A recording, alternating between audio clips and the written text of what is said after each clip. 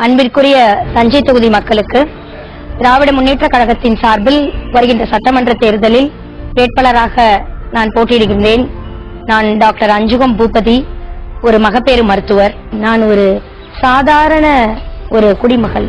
நேற்றைய தினம் நான் தஞ்சை பகுதியிலே பல்வேறு இடத்தில் உங்களில் ஒருவராக நடந்து கொண்டும், இருசக்கர வாகனத்தில் பயணித்துக் கொண்டிருந்தும், ஒரு கடைகளில் பொருட்கள் வாங்கிக் கொண்டும் உங்களிடம் சக ஊழியராக, சக மனிதராக நேற்று வரை இருந்தவள் இன்று வேட்பாளராக அறிவிக்கப்பட்டிருக்கின்றேன்.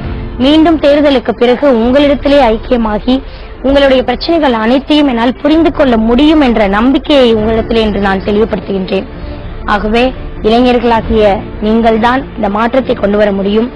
ஆகவே உங்களை நம்பி நீங்கள் எனக்கு வாய்ப்பளித்து இந்த பகுதியிலே கட்டாயம் பணியாற்ற எனக்கு அனுமதி கொடுப்பீர்கள் என்பதை நம்பி உங்களிடத்திலே வாக்கு சேகரிக்கின்றேன்.